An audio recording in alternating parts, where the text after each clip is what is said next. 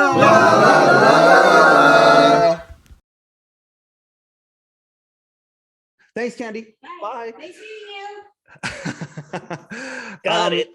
So, okay, talking about that, it makes me immediately think about Norm Macdonald, because, Dave walking off the set, and he had a certain way of pulling his jacket off, and we're talking about him taking his tie off, and just that energy that was there. And I don't even want to call it anger or frustration and cantankerousness. It was a little bit of all of that. The idea of him, when Norm imitated him on SNL, people can say whatever they want to say about the imitation, but the one thing that I loved was when the sketch ended, it was many times going to commercial. That's how they had their natural out. And Norm would get up and he would force his jacket off the same way that Dave would. And the love that Norm had for Dave, I thought was just exquisite. I'm a huge fan of the love that he had for Dave. Yes, and it shows itself in the observed details, even if they appear to be not complimentary. It's the way, like I always thought, Paul Schaefer was the most interesting combination of funny jokes about the ridiculous phony baloney-ness of show business, but you could tell he also loved it. There was kind of embrace at the same time. There was a head shaking, eye rolling, isn't this absurd? Yeah, Norm, a very big fan of Dave's. He kept telling me, I don't know why they think I can do impressions. I don't do impressions, but he did do a couple impressions pretty well. Some that he would just do around the Netflix office. He would do Clint Eastwood, and he would do, he could do some, he loved doing William F. Buckley, which he weirdly shifted into once during an interview with Jane Fonda, where weirdly, bizarrely, they touched on the fact that they both sort of have entertained the philosophical proposition of Jesus Christ as a important person in their life. And for some reason, Norm, who was sincere, but he started talking in a William F. Buckley voice and referring to Jesus as the pale Nazarene. Oh my God.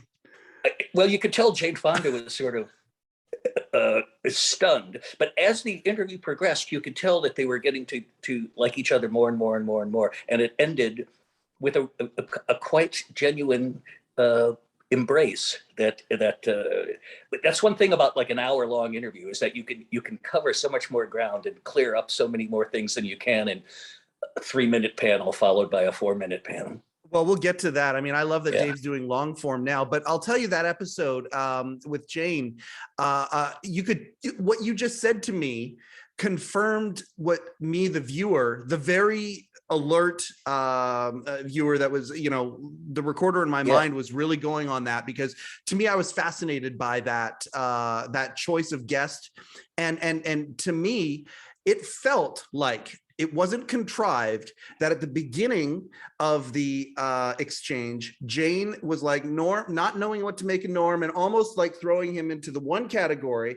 And by the end, whether it was just let's play along with this, or it was genuine, borderline flirtation at the end of that episode. Yes, quite right. It was to use the Hollywood phrase, it was a journey. It was a little odyssey, a little transition. But again, Norm could be quite mysterious, even to people that knew him for decades and decades. And that was some of the charm.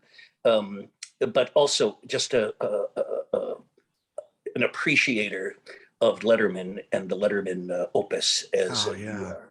Well, and I mean, I've referred to this a few times. We're going to get to late night, of course, and talk about some of the things that were, I guess I'm obligated to talk about the top 10 list. I have a couple of ways I think I can access you and your amazing information inside your cranial dome in ways that maybe haven't been asked in the past. I want to do that, but first, let's say this: the last 6 weeks of The Late Show, as far as I'm concerned, is the greatest 6 weeks of any television show in any run of history.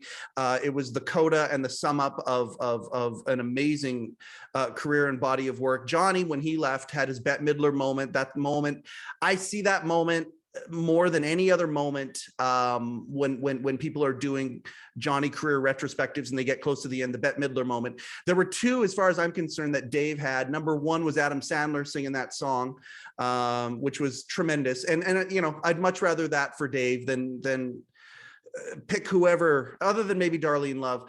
You know, that was amazing. But then the other one was Norm's last stand-up set, which for me, when you look at clean stand-up sets on a talk show, might be the greatest set ever.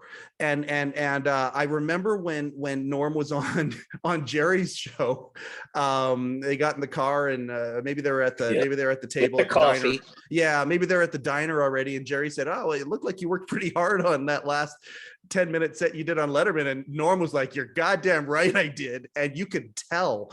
The legend is that he was in the theater all day preparing for that last little run. I've heard a couple other little inside stories. Did you and Norm talk about that before he went on? Yes, or was that you did? Yes, okay. though I had nothing to do with his stand-up performance, though I admired the fact that he chose to quote a stand-up joke from Letterman that he so loved. I thought that was a unique bit. In fact, I should point out now, you say the 6 greatest weeks in television. I was not there. I had nothing to do with it. Thank you. No, in fact, on your podcast, there's a lot of people that I don't know because they came after 1996 or so. But I knew Norm, like Letterman, was full of contrasts and paradoxes and contradictions. And one was this superficial seeming casualness, you know, that he wore sweatpants and the same hoodie, you know, all the time. But when he had to prepare something or think about something or lay something out or do a stand-up, because I did see him do stand-up live a number of times, and I was always struck how he knew what he was doing and he had plotted it all out and he did it the way he wanted. So he was super hard worker and devoted to his art and craft in that way. Making it look like though he was making it up as he went along. Like that's the thing. Like it was so like it came full circle. Well, you know? isn't that the whole trick of stand up? Like, oh, on my way to the club tonight, I passed it. You know, like come on. They're magicians. I can't let something you said go without a retort, and it's because okay, you weren't there the last 6 weeks. I get it. I was just kidding you. I just was I had nothing to do with this. Except for that's like saying the guy who built the bottom 4 rows of the pyramid had nothing to do with the tip of the pyramid at the very top. I mean, I can't let that pitch go by without at least saying that to say. And the bottom of the pyramid is the base of what it is that you guys did. You guys changed broadcasting forever. You busted the fourth wall. You did all these amazing things. Hey, listen, I'm going to do my very best not to compliment you. However, you're doing a terrible job. I was going to say I'm eating it right now. No, I do appreciate it. But again, there are so many people. I felt like I was like so fortunate to have followed and been around on a daily basis Meryl Marco, who really was the she was the Egyptian overseer at the base of the pyramids, and Jim Downey, and well, actually all the writers. I just thought everyone in your 20s, you know, you think that was some golden age. But I've been on other writing staffs, and they're all interesting and fun in their different way.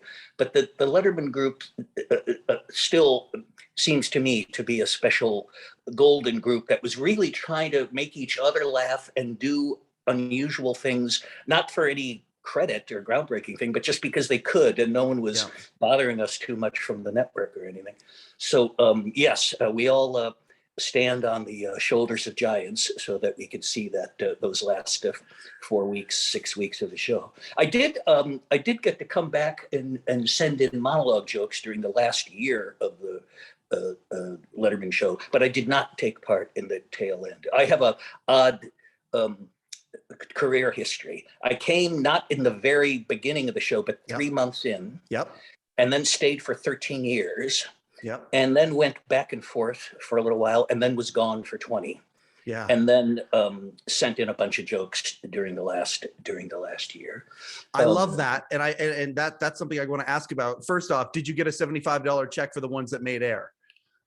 I think I was on a weekly stipend. Oh, good. But it was weird after being, you know, a staff writer in the office 12 hours a day and then head writer there constantly. To be, they still use the term faxer. You're a faxer, Yeah. even though the fax machine had been outmoded 20 years earlier. Yeah, I still got. There were things I would donate for free, and it's true for other writers and stuff too. But they've always been more than conscientious about compensation. Letterman in particular, there were things I just said, "Oh, Dave, this is a favor," Yeah. but something would always show up a couple of weeks later, and I'd go, "Oh," I'd talk to Mary Barclay's assistant. "You didn't have to do that." Oh. I feel like I got enough just from Dave and Meryl hiring me. That made a huge difference in my life, and was, again, you've heard this from others, you'll hear it from me. I would have done it for nothing. I would have paid them. I probably couldn't have done it for more than a week or so. But you're talking to the right guy about doing something for nothing and happily doing it. Like literally, you met my wife earlier before we started here. I mean, I thank goodness I've got her support, because I want to pour everything I have into this. I'm not looking for anything except for to be a torchbearer for, you know, I had a moment where my daughter-in-law, she mentioned something, a piece of comedy that was borrowed from Dave, that you guys originated in current life. And I'm like, stop. And I sat her down in front of YouTube. I'm like, look what they were doing in the early 80s. I want to be a torchbearer for this. Happily to do it for free. You mentioned Dave's generosity. I've heard from so many people. And I gotta be careful how I say this, because so many people about behind the scenes, Dave's generosity in all sorts of different arenas. That's all I'm going to say, because they've also said, by the way, don't go too far down that path, because he did it for the right reason. He did not do it for recognition. He did not, he brought in that Midwestern, like you said earlier, that Midwestern idea of fairness and what he thinks is fair. And yeah, he's that guy.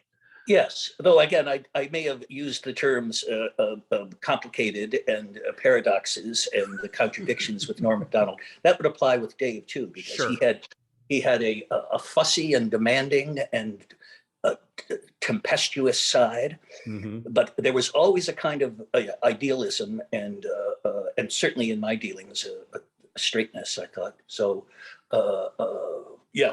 one of the greatest good privileges and breaks and pleasures of my life was working on that show, getting to know Dave and Meryl foremost, and then just as good all the other writers and all the other staffers too. You've had a number of people on that have done all kinds of different things, from reception to technical things, and that's sort of great. Yeah, no, those people, I really came to love them. I really, really came to love them. I know how we're going to finish this episode, and we're going to talk about your how you have treated others and your relationship towards others and things. But I'll give a little bit of a preview while asking a question that hopefully will provide some insight.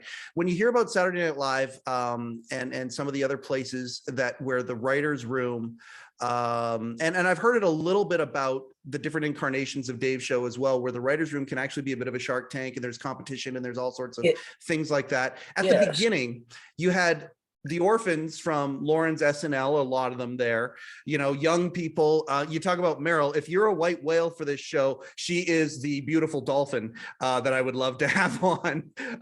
I'm a little dizzy from the images. It's Hans Christian Andersen meets Herman Melville or something. Oh, take my money. I'm in for that. The competitiveness. Well, first of all, there weren't that many writing veterans on the show. Tom Gamble and Max Pross had worked briefly at Saturday Night Live, but they may have been the only ones that had any real TV credentials. I'd never done any television at all. I'd written greeting cards. I'd written a couple dozen newspaper and magazine articles, which I included in my submission, and Meryl just said, "Oh, we never read those." But they took a lot of chances. They turned down professionals, you know, people that had sent in, you know, had great portfolios. They worked on Mork and Mindy, you know, whatever. But they wanted people that didn't know the rules and just wanted to sort of please themselves. And it wasn't because they meant to be trailblazers. They just wanted to, this was the sort of stuff that made them laugh. They wanted people that did things that were a little bit queer, a little bit conceptual, a little bit askew. And this is where Dave and Merrill had slightly different aesthetics, but they combined very well. They each appreciated the absurd. Yes.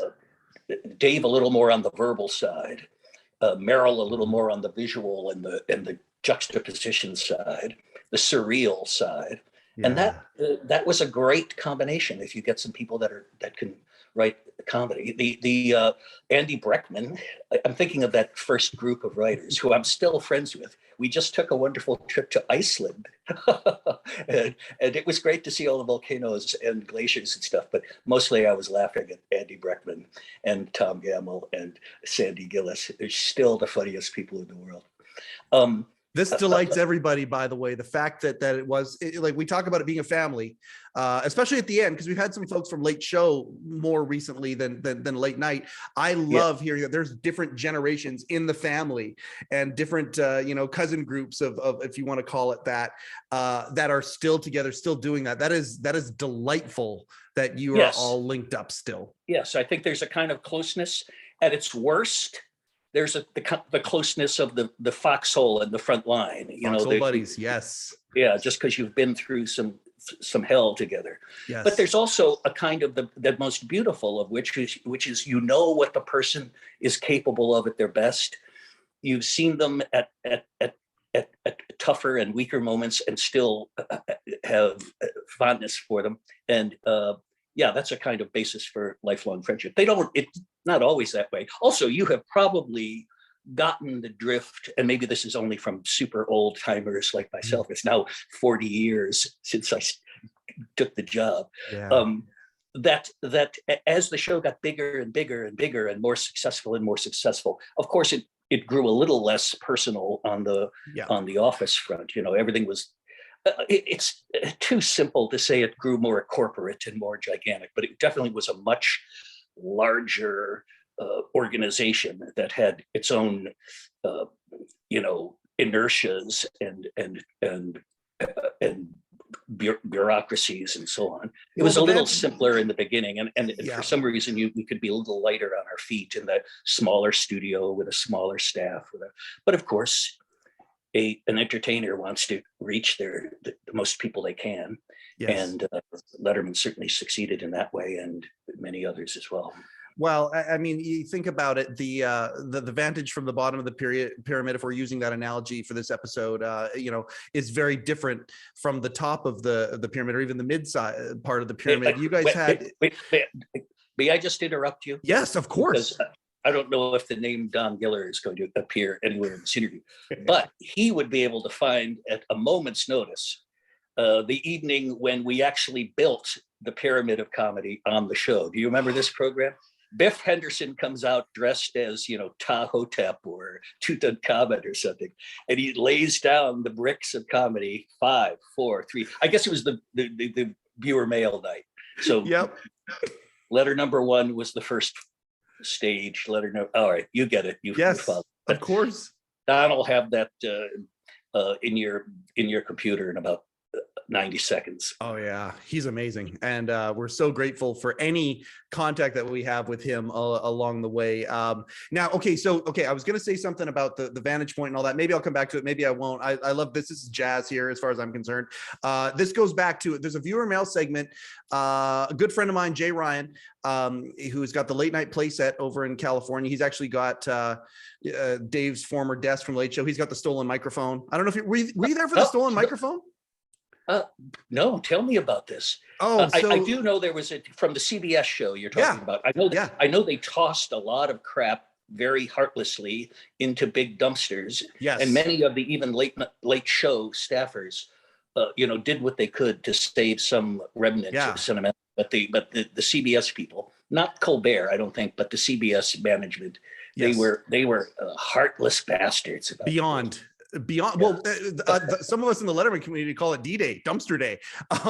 But yeah, I actually have one of the bridges, the smaller bridges, that's going to be part of the new studio as we build this. And actually Jay Ryan, the guy I was talking about, is archiving where a lot of these pieces are, and is doing a fine job at that. But no, when he stole the microphone, it was a prankish, impish 18-year-old thing that he did, and he took Dave's microphone, the one that followed. It was originally Alan Parr, and then had been put on to Dave's desk at late night, and they stole it from NBC and took it to CBS and used it. There's a whole saga behind it. You weren't there over at for that, I don't think. No, though I do remember at one point at NBC, he had three functioning microphones at his desk. He liked to cover the bases to make sure that they. Also, he did appreciate the sort of retro look of some of them, that looked like they were from the Arthur Godfrey, Fibber McGee and Molly kind of era of broadcasting. I'll tell you this, I've been on the late night playset. I'll send you the links and everything after the show here, but I've been on the late night playset as a guest, and walking in and seeing that desk. First off, it's Dave's first late show desk, which for me, that's my high school years. I loved the transition over. I loved him becoming, again, vantage points from the pyramid. I loved as he was becoming powerful Dave, and where he was bigger than the guest who was beside him, and all of that. I love the whole thing, of course. A man of affairs. Oh, the big man behind the desk. And so he's got that desk, the very first one, the one Bill Murray wrote Dave on. And so there is like energy that comes off that, but the microphone, I mean, sitting down beside it, and oh my God, you talk about an artifact that is priceless in its history. I'll hook it up. He's just in Toluca Lake. So if ever of people, like I think about Jimmy Kimmel, we talked about his love for Dave.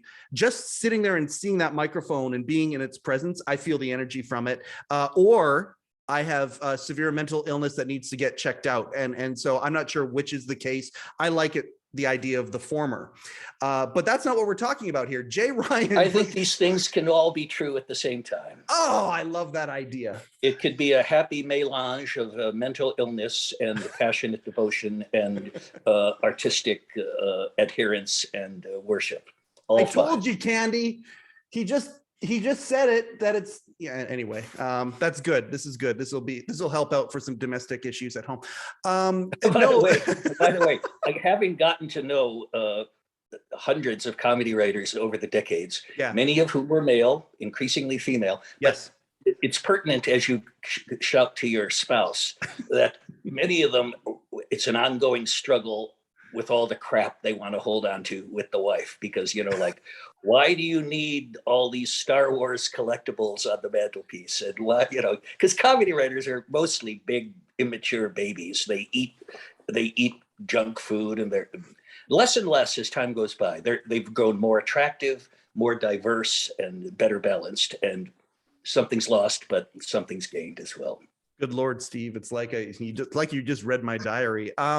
Jay Ryan, I got to go back to Jay Ryan because we're going back to viewer mail. Look at set. Is that look at this, the late night play set. I'll send you all the information on that, but that's not what I'm talking about here. Jay Ryan asked me one of his very favorite segments of all time on the show. Maybe one day you and him can talk about this on the play set, because he runs a talk show out of his place. It's amazing, called Cards and Comedy. It's like a Kramer with the Merv Griffin set. Well, that joke has been made many times, except for the fact that when you see it, that's my line of work.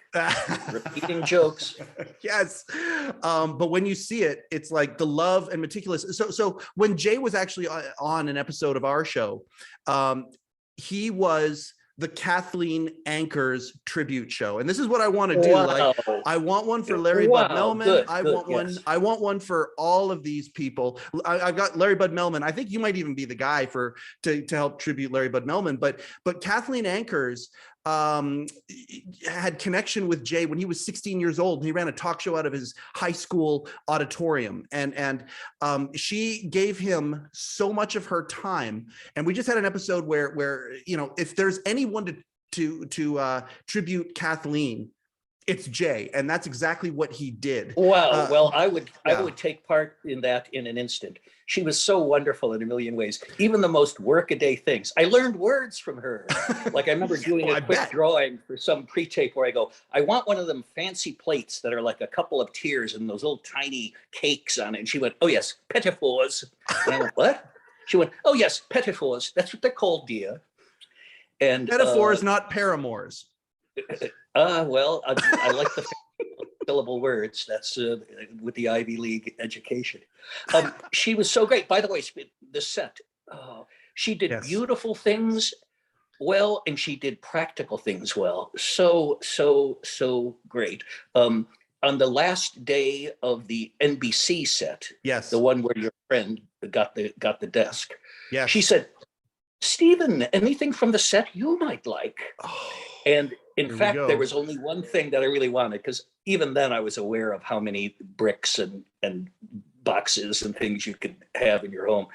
But there was a couple of completely pointless books and objects on the bookshelves behind Dave. And one of them was this like 1922 odd volume of an encyclopedia that was like volume B. And there was one color plate in the middle of the book with a bunch of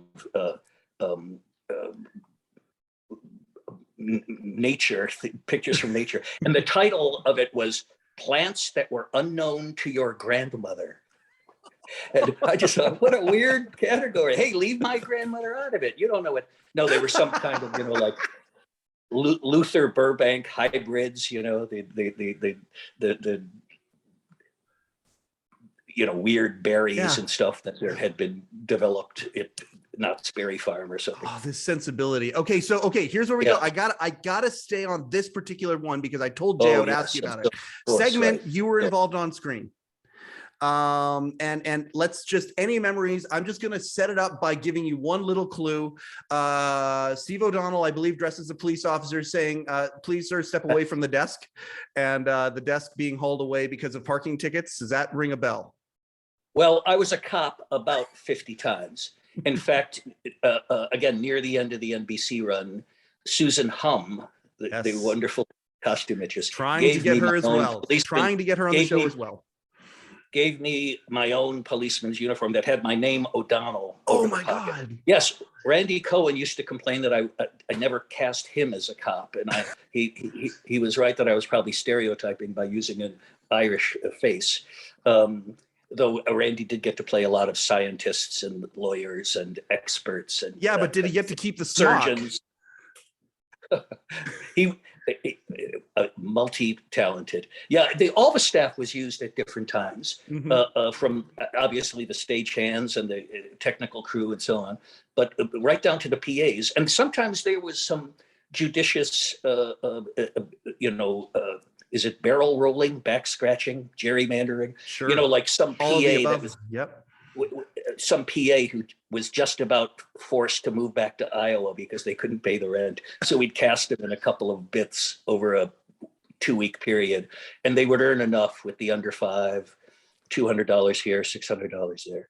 You know who was great about this? And I don't know if anyone's ever... I love hearing that. Thank you for saying that. That is a really nice little piece of info. Something much more moving, and I don't think I've ever seen it mentioned, even though I haven't exhaustively read Letterman lore. But Paul Schaefer, they would play music in and out of the breaks, bumper music, and when some musician was in a tough spot or needed dough, he would play their music. I can think of many examples, but the one that comes to my mind was Sly, from Sly and the Family Stone.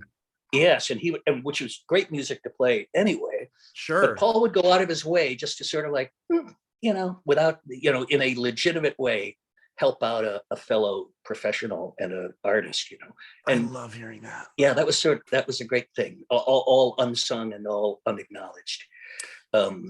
Another ship in the night that you passed along the way is a guy by the name of Eddie Brill. I'm not sure if you know who Eddie is. Eddie was he did warm up for a while. We didn't overlap very much. Yeah. Yes. But when he was doing warm up, This is when, of course, we're now in the Sullivan Theater with the pomp and circumstance of everything, and it's a rock concert. It's literally a rock concert. The warm up, many times, Sly and the Family Stone dance to the music. Paul, that was a mainstay. That would be played all the time. I mean, what way to get the energy of the crowd up with that song with that band? I mean, my God, there were things they did. Green Onions, I just go, oh man, or Magic Carpet Ride. Yes. Or yes. what was the Vanilla Fudge song? Boy, they did some things that were just lighter shade of pale. Just to hear. Again, too, I'm so curmudgeonly that I preferred all the old ways back in the simple farm homestead. Yes, sir. But it got very exciting as Paul's band got bigger and bigger with the horn section and everything. And they were wonderful. But I liked that tight little four-member, when they were like a garage band, and they just boom, boom, boom. Yep. Really, that was to me perfection. And as you've heard from many other people, part of that was dictated by Carson Productions when the show started up. Yeah, that they didn't want a big orchestra to compete with Doc Severinsen. They didn't want a long monologue to compete with Johnny's monologue. You've heard all this. You can go to the books. Yeah, and yes, and we have. So as a writer, been given the choice between a great wide pasture where anything is the limit versus a shoot where you are given parameters and it's now, okay, tough guy, write your way out of this. What would you prefer? Oh, well, if I understand you properly, I'm going to, in a mealy-mouthed fashion, say both. I love sometimes getting parameters because you could show off, like, oh, you need it to be this and this, you can't go here. Sometimes it'd be interesting. I'll only cite an example from the Kimmel show because it was quite an egregious, horrible week. The first few years of the show, he would have a celebrity co-host for a whole week. Yes. It could be Mike Tyson, something like that. Well, one week, oh my gosh, you're going to have to help me with the name. How could I possibly have forgotten the name of Monica Lewinsky? Oh boy. Oh, I'm 67. Wow. A comedy writer forgetting that name is very interesting. Yeah, I know. It'd be like forgetting I've fallen and I can't get up. Or Where's the beef? But exactly, all those cliches. But she co-hosted for a week. But here was our parameter. We could not mention Bill Clinton and any of that stuff. Can you imagine a more? What a great challenge. So how do we? What? Anyway, I wrote a piece which, according to Monica and her mother, who was very present for all the tapings, I bet they thought it was the best. They thought it was the best comedy piece that anyone ever wrote for her. But what it was the last day of her co-hosting. Never a mention of Clinton. Oh. And Kimmel says, okay, we've had fun with our co-host, Monica Lewinsky, but now we're going to throw open the audience to questions and we're just no holds barred. Anything anybody wants, go. When, of course, we had 3 staffers planted in 3 places. And the first one says, wait, there's something I got to know because I don't think we've heard enough about this, but what are your plans for the future? And she said, well, I'm going to design handbags and I've already got several out there and they're going to be available at, Nordstrom or something. And the audience is going, well, they can tell this is not good. And then Kimmel says, okay, very good. Anyone else? And then there's a very fervent waving hand woman who goes up and goes, okay, look, come on. That's all well and good. What about like scarves and things like that? Might you consider designing some of those? And Monica would go like, yeah, I think I might do that. And then finally, I think Mike White, I think was the name of a black guy with a very vigorous style, waves his hand and goes, what is this bullshit? Come on, what's all this talking about stuff? Come on now, you got to tell us what we really want to know. Which is, what about accessories? What about like lipstick containers? And what about coin purses? And at that point, the audience got that they had. But it was a parameter that you would just go, that's a terrible parameter. But if you can work with it. Of course, it's nice to have a wide range, like go do anything you want. But it's sort of like an artist. You can say, paint whatever you want. Yes. But it's sometimes fun to say, I want you to paint something that has to do with an animal and a machine. go, and like, oh, they would like the challenge, like, oh, I'll wait till you see what I can do. You'll like this. So there, you may have had a much more simple and reasonable premise in the question, which is, would I have liked a sort of small cultish college fan base show as opposed to a nationwide spectacular hit like it was Ed Sullivan Sunday night itself? Yeah, I kind of, in a not liberated and smart way, like the cult part more than the gigantic part. But that's partly why I wasn't there for the second half of the wonderful Letterman late show career and history. I fit more with the NBC show than the CBS show, though I came and went at CBS a couple of times as well. All right, I'm talking too much. You're not. There's a couple writers, Jim Mulholland and Mike, I forget his name, but they both wrote for Carson, and I kind of see you having sort of a parallel to that in the sense of you were there early on. They were there with Johnny, doing their thing with Johnny, and Dave, of course. If there's anybody who continued the legacy of Johnny Carson, it's the way I refer to it. We go back to The Godfather, as many men do. You got Don Vito and you got Michael, and I mean, it's not a matter of who's better or whatever, but it's who do you like more and who has the older ways versus the new ways. I look at Dave as Michael, and I think about the idea that Michael had a lot of dads things that followed him along into his run, if you want to call it a run, and I think about Jim and Mike coming over as writers from Carson to help with monologue jokes and things like that. You kind of did the same thing. Is it Barry and Mulholland? Mike Barry, and just because those were names you heard all the time. They weren't around the office that much. They were again in that faxer stage, but they were solid contributors for decades. Yes, Barry and Mulholland. After Johnny, and I think about you at the end, being a faxer, and it's kind of almost the same thing. The holdover from the past is still a part of things. That was entirely a whim of Dave. In fact, many of my jobs have been at the whim of others. I think Kimmel hired me because I had worked at Letterman. So he just wanted someone around. I think that's why he hired Kellison. He just liked, I'm going to collect people who were at Letterman. And of course, we had some experience, I guess, that might have been pertinent to his enterprise. But but writing for Dave in that last year, that was his idea. And again, I'm never sure whether that's because he likes me or he's tired of everyone else. Hey, there are can we cycles. Can we do it? Well, absolutely, but whenever I have a conversation with Dave, I'm already kind of crafting how we're going to do it. I promise I'm not going to compliment him at all. You're not getting that treatment. I'm sorry. But one of the things I want to ask him about is nostalgia, because I think that he has I've said this to another guest. I think he has a very interesting viewpoint on the word and what nostalgia actually is, and the idea for him, to me, from everything that I've read and people I've talked to, the idea of bringing you in the last year to do whatever, you contribute a little bit, contribute a lot, whatever that is, to me, that would fit in with what Dave's definition of nostalgia is, which might be different than the general populace. Well, I should rightly point out I didn't do that much. It was a little salt and pepper here and there.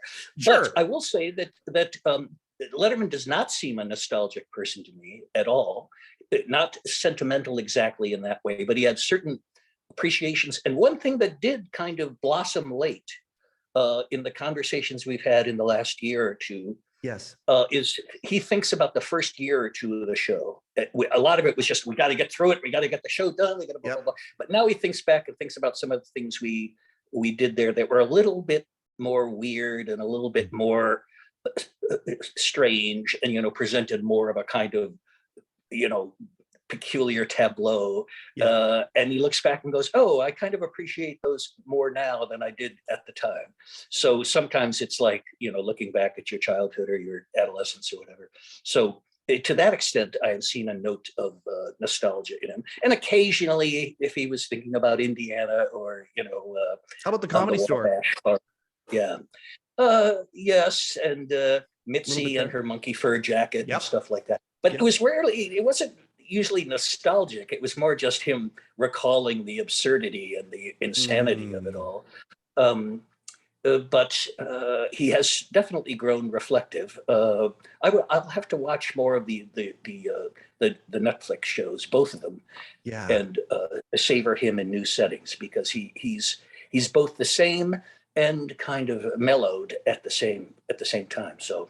Well, that's evolution, right? Hey, listen, we're about kind of, if there's a halfway point to the show, this could be it. It might not be. Hopefully, thank you for giving as much of your time as you have. Can I do a really quick commercial? And can you be part of that commercial? Yeah, sure. Awesome. Yeah. There's nothing better than having a spokesperson who doesn't know they're a spokesperson and is doing it for the money that we're paying currently. There's nothing better than that, folks. Hey, listen, have you ever had a late show with David Letterman piece of merchandise and it goes away, like maybe this coffee mug and suddenly it's broken? Have you ever had a hat that has seen better days and wanted to replace it? Or even one of these lovely Late Show with David Letterman t-shirts? Did you know that there's only one place? Oh, yes. I mean, my goodness. I certainly have. Did you know that there's only one place in the world that I know of that you can get officially licensed David Letterman merchandise? I do know where that is. Do you? Where? It's Steve O'Donnell. Where is that place? It's Rupert's Hello Deli, right in the heart of Midtown. Your check is in the mail, sir. No, absolutely. The Hello Deli, nestled within the beautiful womb of the Ed Sullivan Theater, but facing outward still, thank goodness, is the Hello Deli. Go there if you live in New York or are visiting New York. Go see Rupert. I maintain that on average, there is no person that takes more pictures with people than Rupert G, and he's happy to do it. He is one of the kindest human beings you will ever meet. If you want any merchandise, go to hello-deli.com, and Rupert will hand pack this. So I believe with future technology, you might even be able to get DNA of Rupert off whatever he sends you and save that DNA. So later on you can clone him and have your own. I don't think that's Rupert. a selling point, but oh shoot. Okay. That's your business. Don't do that cloning thing. Never mind, but do buy the merchandising thing. It's the DNA on the clothing. I mean, we just got done with Monica. Oh Lewinsky, God. so. That's a callback. That's an all unintentional callback. I will say I don't have a late night mug or a late night hat. What I do have is a lot of the t-shirts for interesting reasons. You would come in and it'd be raining and you'd be soaking wet. I would just go to Lori Diamond's desk and go, Lori, can I get a t-shirt? And I'd put out a t-shirt. And eventually I'd have like 40 of them at home and it would be crazy. Lori is another dream guest, of course. And we've got people who want me to ask her about her dancing ability. Apparently, Lori Diamond is one of the most phenomenal dancers you'd ever see. Danced at the Stork Club for a while, I believe. Yeah. A lot of the staffers had odd previous careers. Yeah. I had written greeting cards, and in my last week at the greeting card job, the executive in charge brought me into his office and shut the door and said, Steve, I know you have your heart set on going to New York and seeking your fortune, but I think if you stay here and keep going the way you're going, you could be the next Bob Hammerquist. And yes, I had no idea who that was. It turns out he was like the top greeting card writer. The legend in the greeting card community. I demurred on that, and then of course foolishly told the story to Dave a year or two into our relationship, friendship, co-worker status. Well, of course, he loved the name Hammerquist to begin with. He liked words that way. Yeah. But whenever I would disappoint him or fall short, and that would be often, he would go, well, you're no Hammerquist. Oh, man. Oh. See? But come on, we would both laugh. This is why we do the show. I love that. Yeah. Okay, cards. Okay, I got a segue for that. Do you remember the first time you met Shecky? Oh, yeah. I'm sure it was the first day of my first morning on the job. May I attempt to recall a different memory? Oh, did I meet him before I started working there? That doesn't seem likely. This seems like it could be a potential bone of contention, and there's nothing that a podcast loves more than that. No, I'm going to ask the question. Oh, we've just had a power outage here. Thank goodness we're on a laptop. Can you still hear me? Oh no, did I just lose everything? Oh my gosh. Are you still there?